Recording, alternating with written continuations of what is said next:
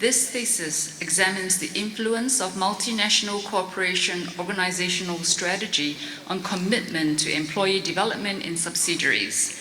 It finds that multinational companies with devolved strategies allow subsidiaries to commit more to employee development than to those that are subject to central headquarters control. Dr. Sharon Ong-Yok Lee.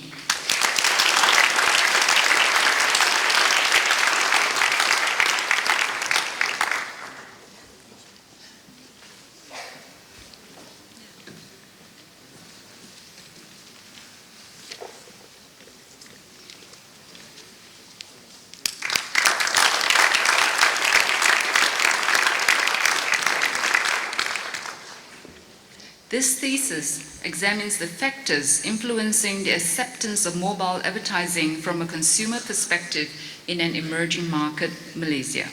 The findings provide valuable insights on effective policies and strategies to enhance the adoption of mobile advertising in Malaysia.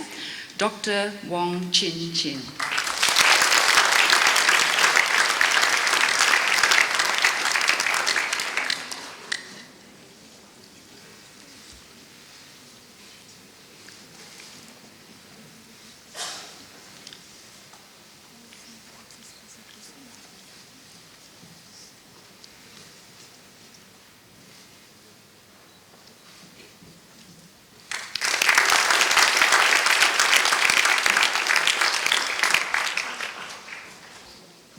The Malaysian Company Income Tax Law contains a large number of concessions. This thesis catalogues the concessions and establishes a conceptual framework of the concessions as the equivalent of direct subsidies for businesses establishing preferred industries, carrying out preferred activities, or operating in preferred regions. Dr. Salwa Hana Yusof.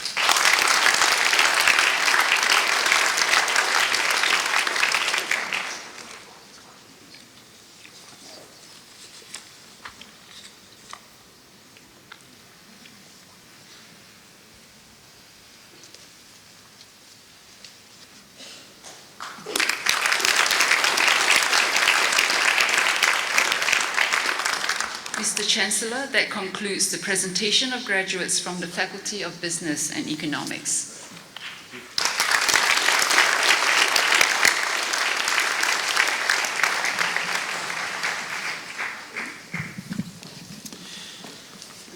Ladies and gentlemen, the graduation address gives us the chance to hear from a distinguished member of our community. And we are fortunate that this morning the address will be delivered by Mr. Mark Rosario. Mr. Mark Rosario is the Chief Executive Officer of the National Innovation Agency, where he is responsible for leading the agency to implement the National Innovation Strategy. Established in 2010, the agency is a government statutory body chaired by the Prime Minister of Malaysia. The agency's primary purpose is to be the driving force behind Malaysia's push towards establishing an innovation economy and the country's aspiration of achieving a high-income nation status, which will be achieved by strengthening the embrace of competition, entrepreneurship, and innovative ideas. Mr. Rosario has wide experience in general management and corporate finance, working with a range of organisations in Europe and Asia. Please join me in welcoming Mr. Mark Rosario.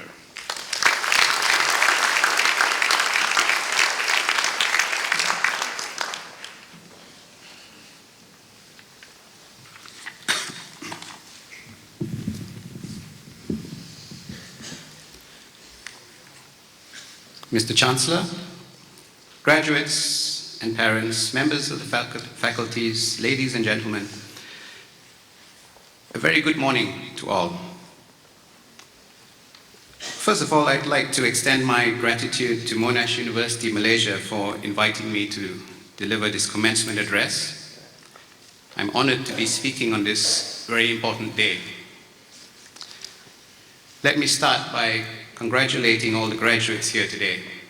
After years of toiling tirelessly with lectures, exams, and assignments, You have made it to the end of your journey as a student. I remember the challenges I faced during my own college days, and I'm sure it hasn't been easy for you to get to this point. So I join your parents, family members, and friends in telling you how proud we are to see each of you now ready to take on this new chapter in life. What awaits you is a new world, ready for you to explore and discover. It is demanding, but it is full of opportunities. It is fraught with difficulties, yet it is made of endless possibilities. But above all, this brave new world you'll be facing will be shaped by you. Let me tell you why. You spent a good part of your lives probably having people tell you what to do and what to think. You've been told how things are and how things work.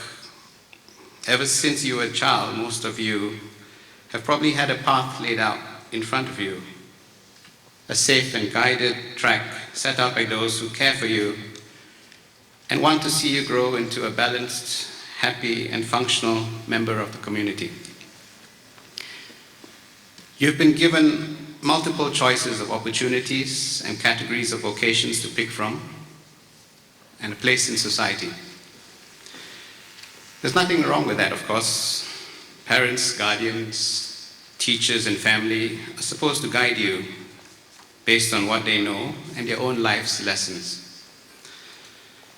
And we all know we wouldn't be where we are now if not for their undying support, love, and drive. However, the truth is no one can truly teach the next generation about the world they'll be entering. No one can possibly imagine the emerging trends and directions their children would be facing. The world changes in such a rapid and unforgiving pace. What we learned 20 years ago has little relevance or function in today's global economic and social environment. Who knew a couple of decades ago we'd all be so connected? That social network has not only become lifestyle, but helps shape governments, societies, and economies. Who could imagine we'd be carrying in our pockets much more computing power and data than it took to fly man to the moon? 80% of jobs that the working generation holds today did not even exist when they were back in school. Can you fully imagine the kind of disruptive technologies, trends, and social shifts in the next few decades? Technology, computing power has grown exponentially, and the cost of it goes down exponentially.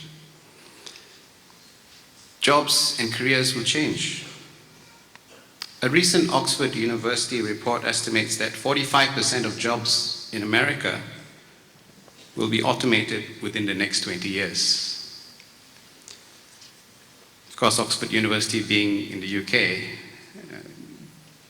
they prefer to look at America rather than the UK.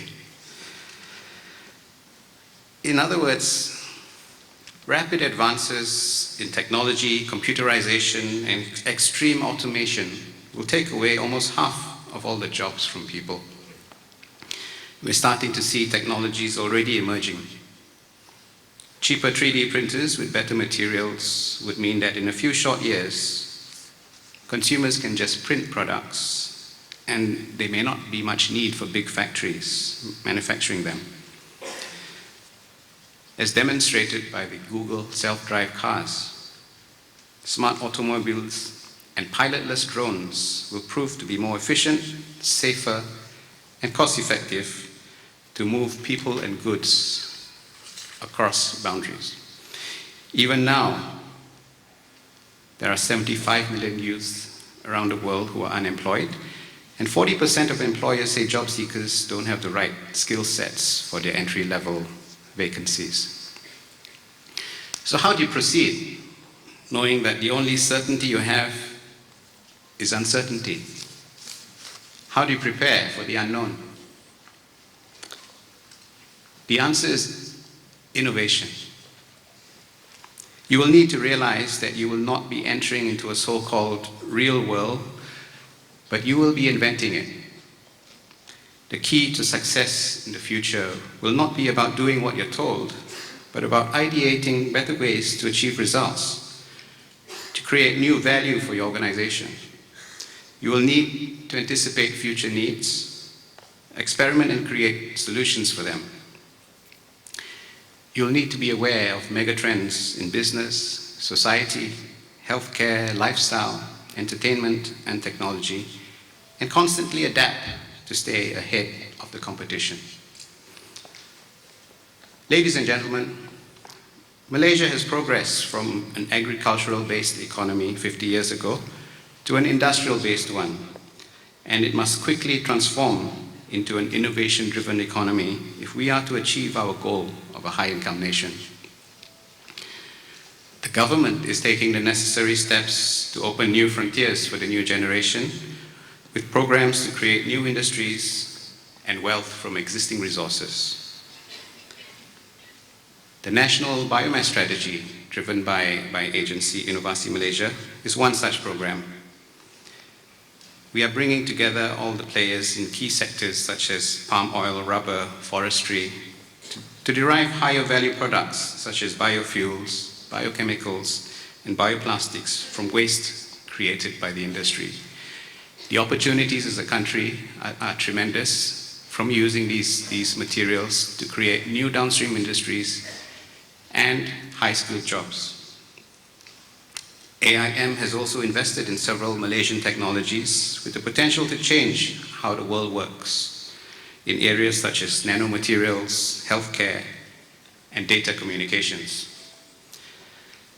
Soft skills, such as critical, analytical, and creative thinking skills, will also be the differentiator that employers will be looking for.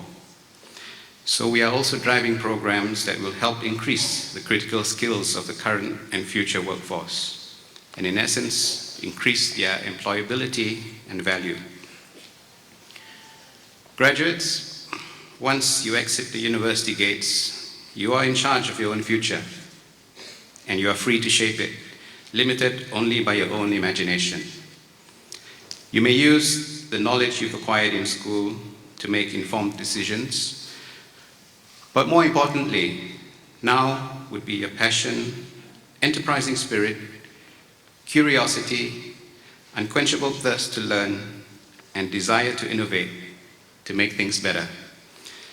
You will unlearn and relearn a few things about yourselves and about things you thought were true. You will redefine so many things along the way. You will seek happiness, discover new interests. You will love, you'll be frustrated, heartbroken, but you will find strength in places and people you least expect. That's yourselves. You'll play a part in the world, but most importantly, you will build your own. Congratulations once again, and wishing you all the very best. Thank you.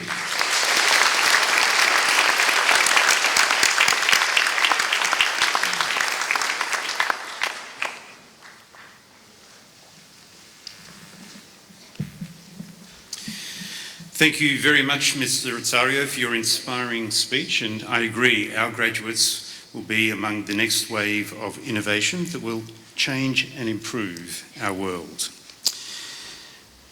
Graduates, as you leave the ceremony, remember that you are not leaving the university, no matter how far you may move away from this place and this time. As alumni of the university, you are joined to the university and to each other by a link that cannot be broken, and we very much hope will be strongly maintained. I urge you to keep in touch with your relevant alumni group. The alumni page in your copy of the graduation program is a guide to what we have to share with you wherever you may be. In congratulating you upon your achievements, I particularly want to acknowledge the contribution that your lecturers, supervisors, tutors, and the professional staff of the university have made to ensure your presence at this ceremony. It is not always possible to give public recognition to their hard work and to their dedication, but I would ask you now to take this opportunity to show them your appreciation by a round of applause.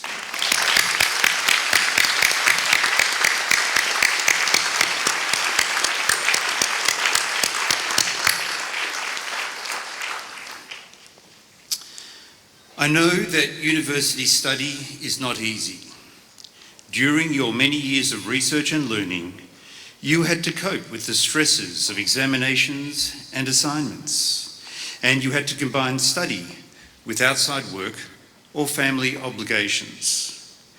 Throughout this time, you were encouraged and supported by your parents, husbands, wives, partners, brothers, sisters, guardians, or friends. Now, to acknowledge their contribution, I invite you to stand and to turn and express your gratitude by a round of applause.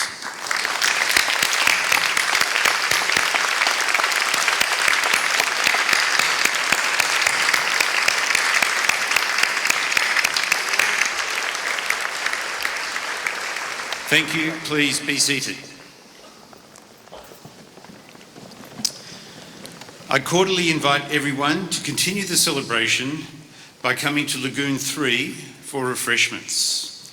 And graduates, I invite you to join the procession as the official party leaves the ballroom. And I ask members of the audience, please remain standing at your seats until all of our graduates have left the ballroom. The ceremony is now at an end. Thank you.